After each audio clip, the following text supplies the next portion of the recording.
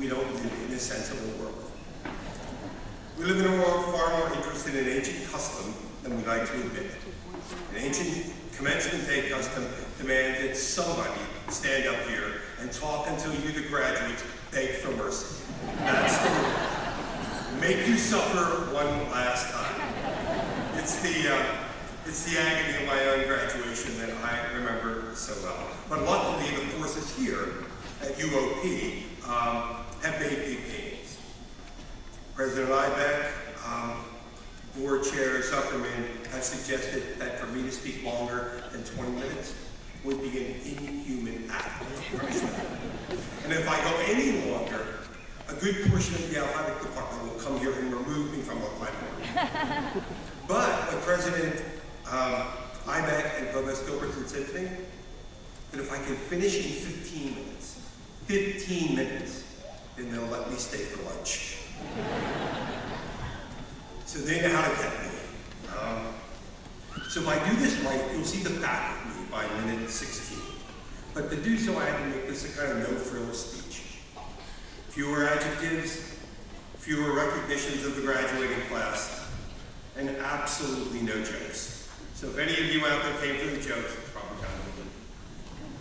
So today I want to tell you a story, a couple of lessons, and one piece of advice. That's it. No big deal. The story is about the value naivete can play in our lives. I want to turn the clock back to my college graduation. The year was 1966. It was the pre-cable, pre-ESPN days, and the summer of love was straight ahead. It was the if you're going to San Francisco, wear some flowers in your hair. In those days, I had hair,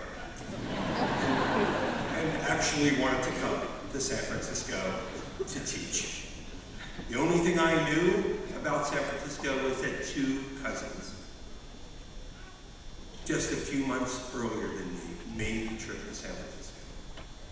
They were called airline stewardesses. One worked for United, one worked for TWA, and they recently were stationed in San Francisco, living in San Jose. That was all I needed. A very smart assistant superintendent for instruction in the town of Merced told me he thought I ought to come and start my teaching career there. The map he handed me had San Francisco this close to Merced.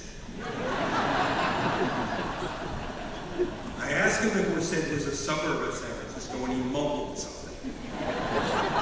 So here's what I did. I picked up the phone and called my cousins. I'm thinking of taking this job in Merced. It's right near San Francisco. Like, what do you think? They said, we don't know. We just got here. We'll call you back. 20 minutes later, they called me back and said, take the job. It's right here.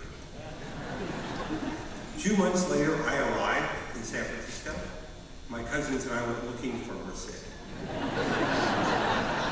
The map they used